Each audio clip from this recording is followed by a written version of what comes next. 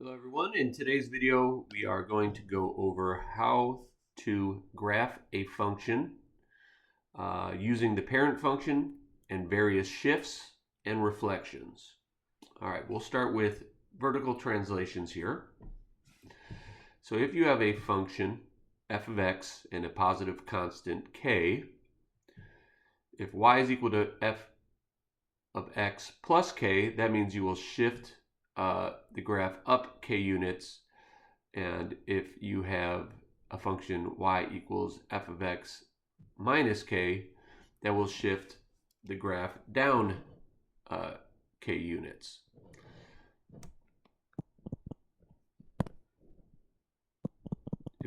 We also can have horizontal shifts.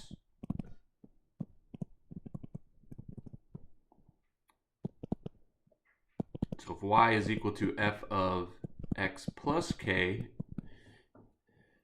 then that will shift left k units. And if you have y equals f of x minus k, that will shift your graph right k units. And again, this is assuming that this is a positive constant k. All right, we'll do one example. We'll do number 2. So first thing we do is we figure out what the parent function is. We have g of x equals parentheses x plus 2 and parentheses raised to the power of 3 plus 1. So the parent function is y equals x to the third. Now this graph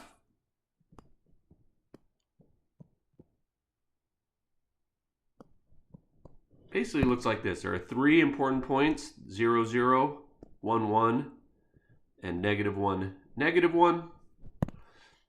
And it looks to me something like almost like an S, a sideways S that's been stretched out. Next, let's look at our the plus 2 and the plus 1, and let's think about what they mean. I guess let's do horizontal shifts first. And that plus 2 tells us that we shift left 2. And now we'll do the vertical, which is that plus 1.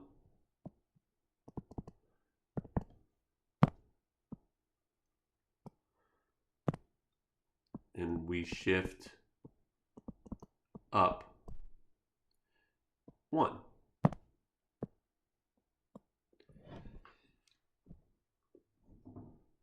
Okay, so now we have the basics and we can graph.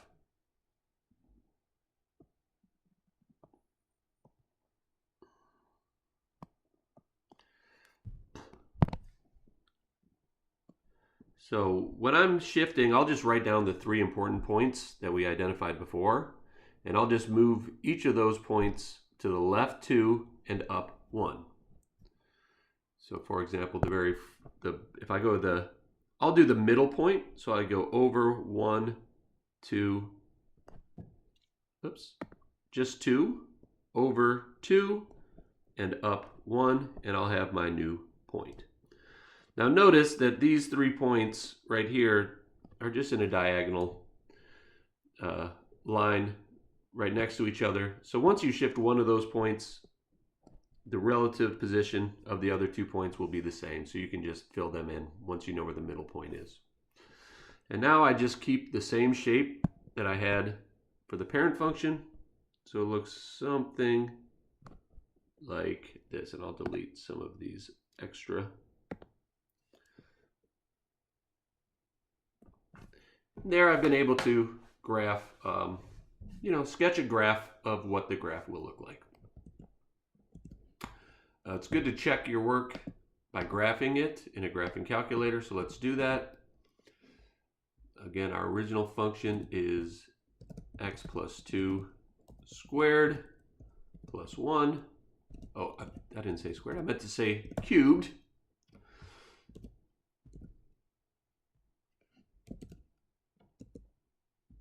And let's just make sure some of these important points are here. So this point right here should be negative 2, 1. We also have negative 3, 0, and negative 1, 2. And if we look, we have negative 1, 2, negative 2, 1, and negative 3, 0. All right, so we know we did that one correctly. So those are two types of shifts. Vertical shifts and horizontal shifts. And the way you can tell the difference is notice that in a horizontal shift, the plus or minus k comes before you apply the function.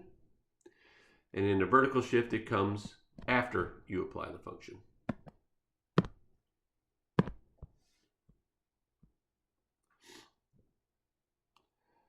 You can also have vertical and horizontal shrinking and stretching. So horizontal shrinking and stretching, given f of x and a positive constant a, if y equals f of a times x, if a is greater than 1, then the graph is compressed horizontally by a factor of 1 over a. And if a is in between 0 and 1, then the graph is stretched vertically by a factor of 1 over a. And that 1 over a, the way I would think about this is it was by the reciprocal of whatever a is.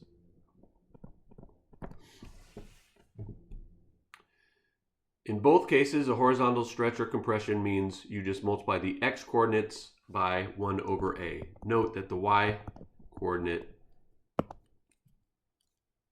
stays the same.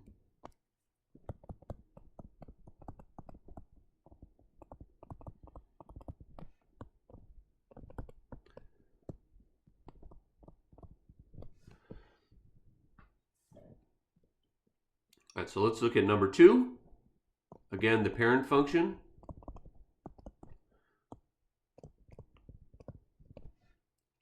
is going to be y equals the absolute value of x. The graph of this function is basically a v. The most important points are 0, 0, negative 1, 1, and positive 1, 1. And you really just draw a straight line at a 45-degree angle in both directions.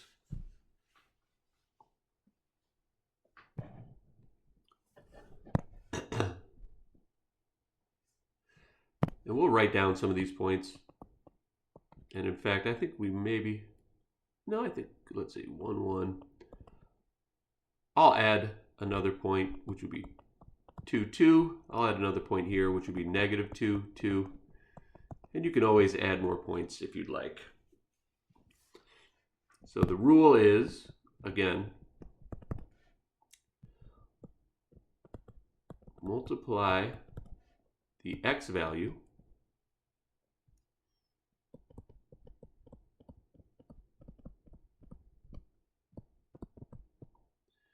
by the reciprocal of whatever is being multiplied, which would be 1/3, which is the reciprocal of 1/3 is 3. And then just keep the y coordinate. So all of our points are going to be negative 2, 2.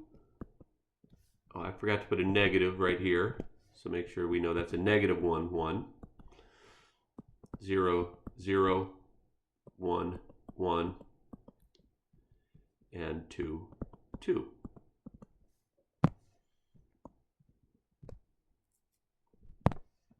So I multiplied the x coordinate by 3. So in this case, negative 2 times 3 is negative 6. And the y coordinate stays the same. So again, that was negative 2 times 3 is negative 6. Keep the y coordinate. Let's do it again. Now in this case, I multiply the x-coordinate -1 times 3, and that gives me -3. Y-coordinate stays the same.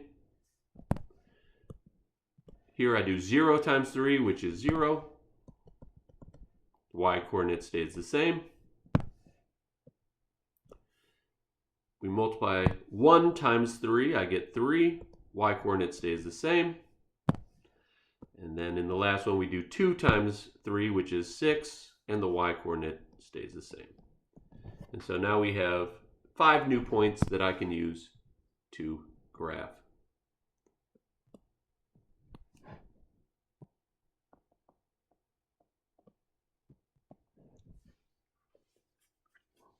This function. All right. So this is going to be -6. So that'll be 1, 2, 3, 4, 5, 6, and up to -3, 1, 0, 0, 3, 1, and 6, 2.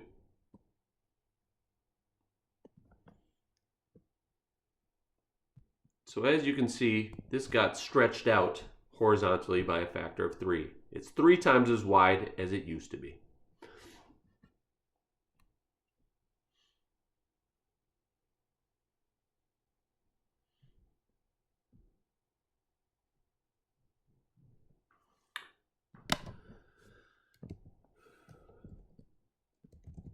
By the way, one thing I just noticed, I have a small error right here.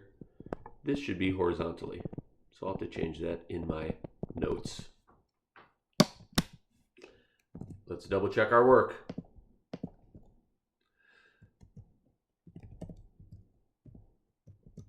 All right, let's see if our points are there. We should have -3, 1, which we basically have. And we should have -6, 2, which we have. 3, 1, and +6, 2. Perfect. All right. I do want to add one more example that I forgot to copy over, but we'll do that very quickly.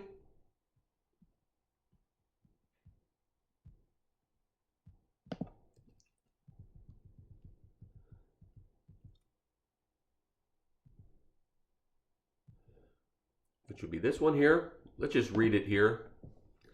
So the previous example,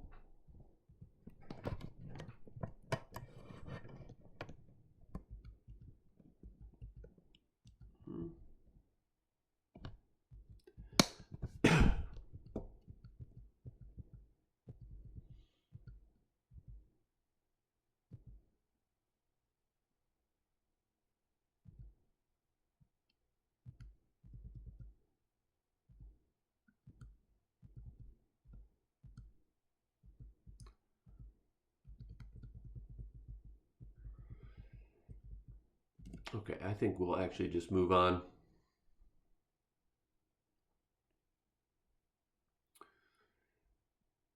All right.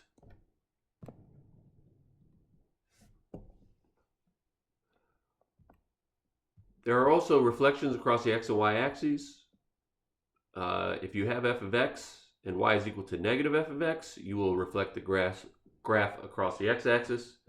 If you have y equals f of -x, you will reflect the graph over the y-axis. And if you have both, -f of -x, it will reflect the graph over both axes.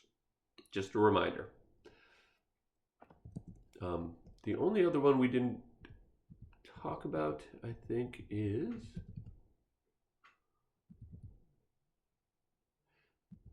this one here. Maybe we should do this example first. All right. So apply vertical and horizontal shrinking and stretching. If you have y equals a times f of x and the multiplication is happening after the function or outside of the function, if a is greater than 1, the graph will be stretched vertically by a factor of a. If a is in between 0 and 1, then the graph is compressed vertically by a factor of a. In both cases, a vertical stretch or compression means multiplying the y value by a.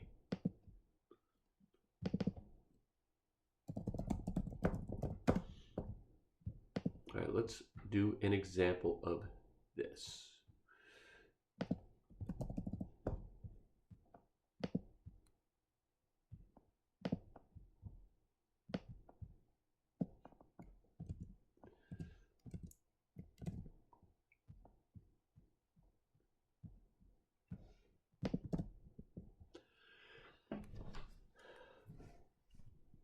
All right. First, let's identify the parent function.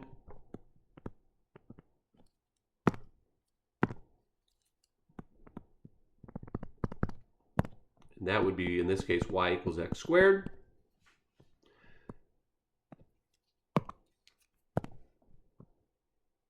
We'll graph this briefly.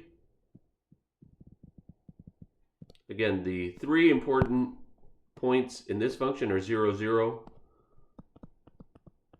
1, 1, and negative 1, 1. And we can just sketch the rest. Doesn't need to be perfect. All right. So 1/3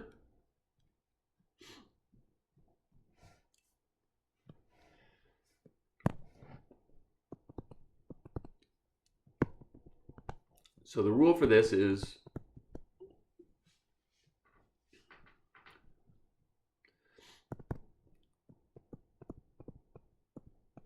keep the x value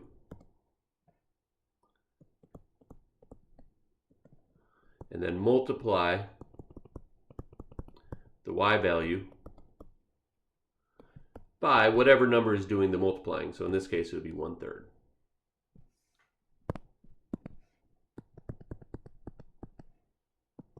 So here are my 3 points I have so far.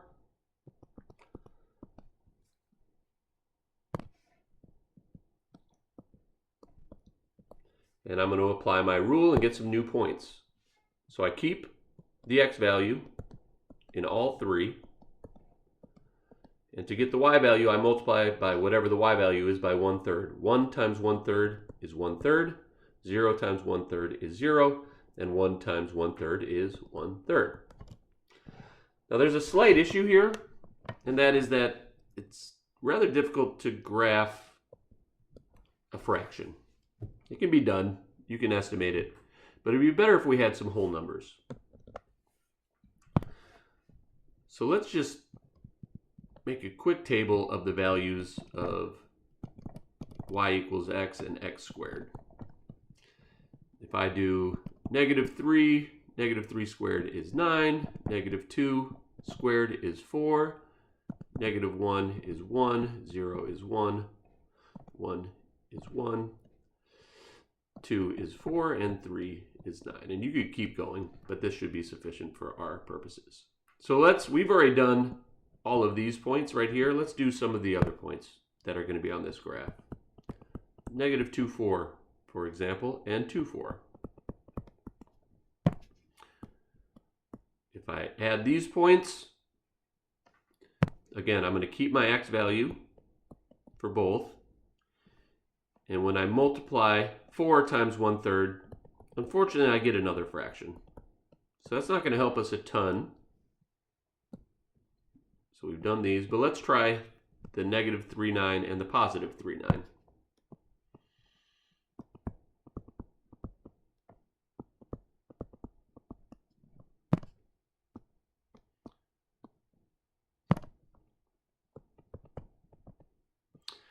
So again, keep my x values, but we multiply the y value by 1/3. 1/3 of 9 is 3 in both cases.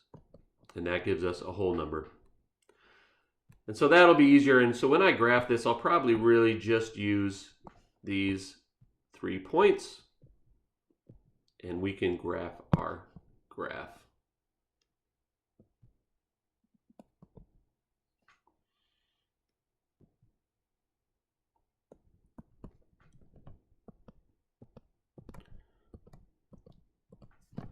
So we still have 0, 0. I mean, I will use some of the other points just to kind of try to get an idea of what it looks like. So negative 1, 1/3, and positive 1, 1/3. You could do 2 and 4/3 would be right about here. Negative 2 and 4/3 would be right about here. And then 3 and negative 3, 3 is right there. And positive 3, 3 is right there. And remember, the basic shape is this is a parabola. It's like a U. And so it looks like this. And so this got kind of pressed downwards vertically. All right. At this point, we can move on. And let's do examples where we have multiple transformations in the same function. When we have a function that involves multiple transformations, the order of the transformations is very important. Number one, you always identify the parent or base function. Next, you do any horizontal translations. That would be a shift to the right or the left. Next, you do any horizontal or vertical stretch or shrink. Then you reflect across the axes. And finally, you will do your vertical translation. Always do it in that order. All right, we'll start by identifying the parent function. The parent function in this case is y equals the absolute value of x. And again, it's good to just do a quick graph of the parent function. And at least 3 important points.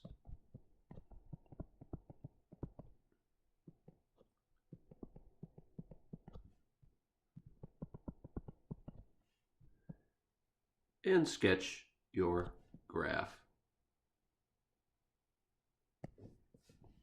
All right, so we have our parent, we know what we're starting with, and then we're going to move this thing around and stretch it and compress it or do whatever we need to do according to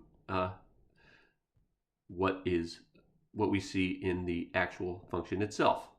We're going to start with the horizontal translation. We'll see if there is any. And indeed there is, because we have a +3 inside the function or before the function. So we have, since it's a +3, that means we are going to shift left 3.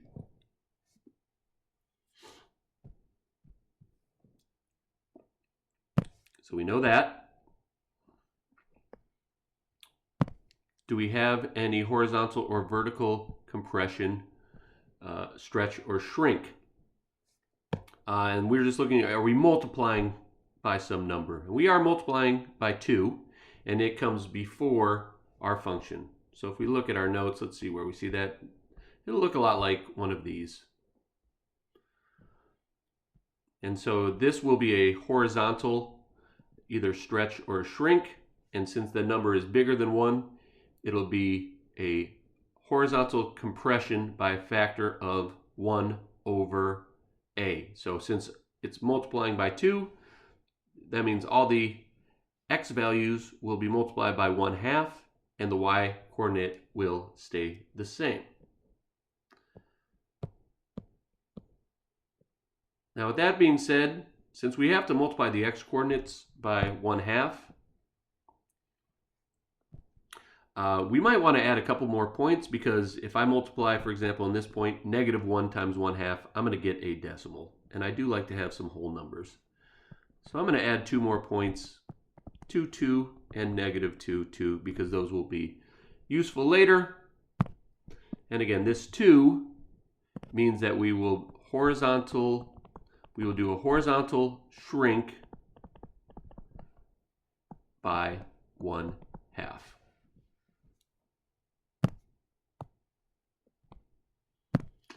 Let's see, not finally, but next we will check for a reflection. We we don't have any negative numbers either before the function, or we don't have a negative f of x or f of negative x of any type. The only negative we see is on the outside, but that's not multiplying. That is subtracting, so we are good. There are no reflections. And then finally, do we have any vertical translation? And we do. We have a -1. That tells us that we shift down by 1. All right, let's put this all together and find our graph.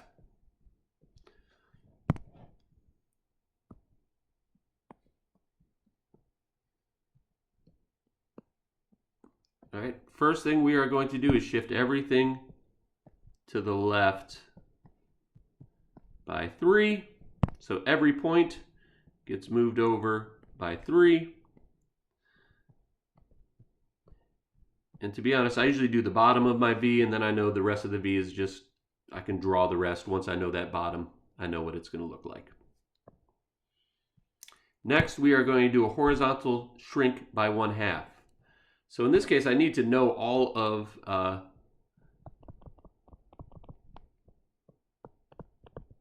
the x values, or all the coordinates, to help me do this. So let's write down our coordinates. Our coordinates so far, looking at these orange points, are going to be -3, 0, -4, 1, and -5, 2. Those are these 3 points on the left. On the right, we have -2, 1, and -1, 2. And the way we do a horizontal shrink is every x value we multiply by 1/2 and we keep the y values. So I can just start by keeping all the y values if I want. I know these are all going to stay the same. And I multiply all the x values by 1/2. So -3 times 1/2 is -3/2. That would be -1.5. Half of -4 is -2. -5 divided by 2 is -5/2, or about -2.5. -2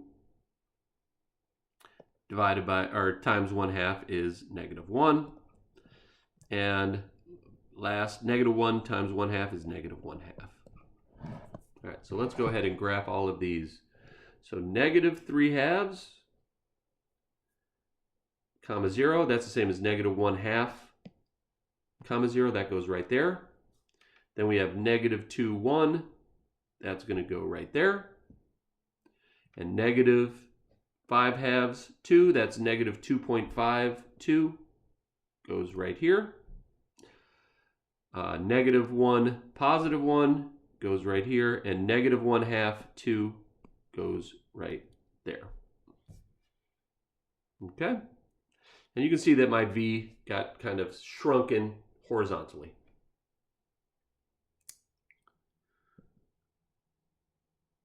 Last thing I am going to do is shift everything down by 1. And so that would be, this is here, and now this is here, just moving everything down by 1. And I'm going to have my graph look something like this. All right, let's see if we did it correctly. It's always good to try this out. And let's see, some of the important points are -1.5. Let's just copy this over and let's see if we did it right.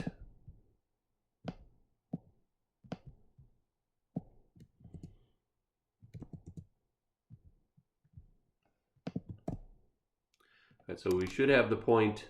I mean, that does look pretty good. -1/2, -1, that's right here.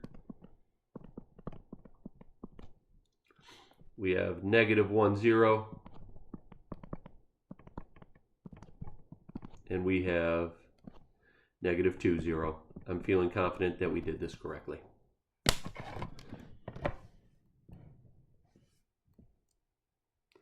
Okay, let's do one more example.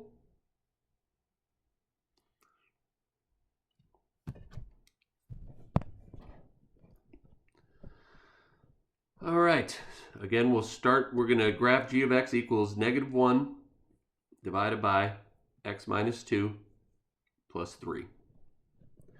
One important thing, it might be helpful, that negative 1 is like a little confusing what to do with that, to be honest. The best way to deal with it is move it over here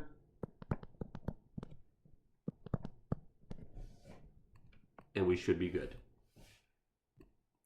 And that will help us deal with that negative. All right. So let's start by identifying the parent function. The parent function in this case is y equals 1 over x. 1 over x, I would say, really has two things going. There's always, these points are important, 1, 1, and negative 1, comma 1.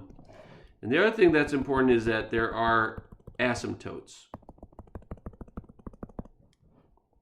These are lines in the graph that our graph will get closer and closer to, but never touch. And the graph looks something like that. That's just a sketch of the graph. All right, next. Step 2 is, again, horizontal translation or shift. Do we have that? Yes, we do. We have a minus 2 here, so we know we are going to shift right 2.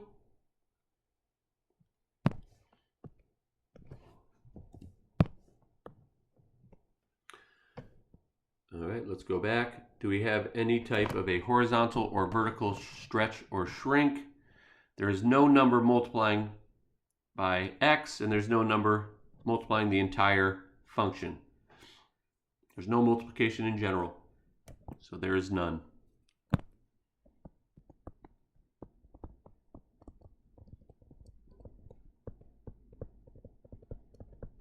There is, however, a reflection.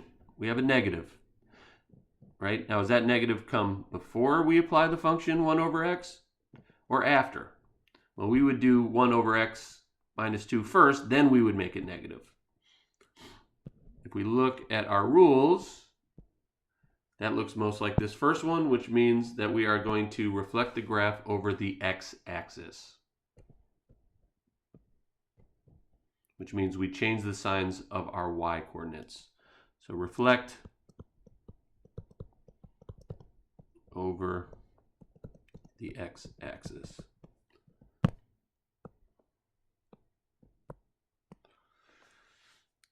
And then, let's see. Finally, is there any vertical shifts? Yes. We have a plus 3 here, which means we shift up 3.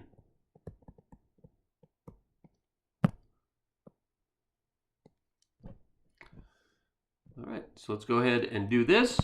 Now the key, if you do have 1 over x as your parent, the real key is you want those 2 special points and you want those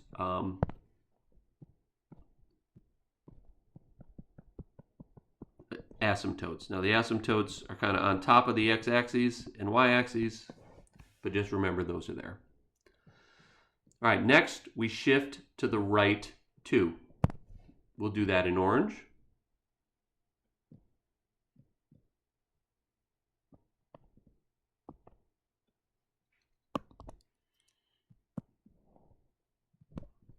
And so each of my little points gets shifted to the right 2, and that the vertical asymptote also gets moved to the right 2.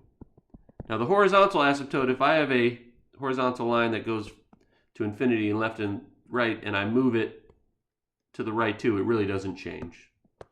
So my horizontal asymptote stays the same. My vertical asymptote moves over 2. Next, I'm going to reflect over the x-axis.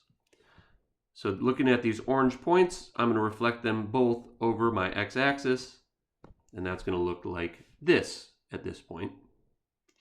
And now I move everything up 3. So each point I move up 3. I move the other point up 1, 2, 3. The vertical asymptote right here is going to stay the same. If I shift that upwards, it stays in the same place. But my horizontal asymptote gets moved up 1, 2, 3. And so this is my new asymptote. And now I can sketch my graph, and it'll look very similar, where I have these kind of almost like a U or a curved L that follows along those asymptotes and goes through those important points. Let's see where these important points are. This should be 3, 2 and 4, 1 if we did this correctly. Let's go to Desmos and see if indeed we did. Let's keep our fingers crossed. All right, let's get rid of this. And it's going to be -1 divided by x minus 2 plus 3. Here's our point 1, 4. I think did I write that down wrong? I did. I got my x and y axes confused for a second. That happens. 1, 4 is correct. And then 3, 2 should be right about here. And we got that. And our asymptotes should really happen at x equals 2 and y equals 3. So let's just put those into x equals 2. There's that asymptote. Y equals 3. And we did a great job. All right, that's it for this video. I hope you enjoyed it. Hope you learned something, and we'll see you in the next one.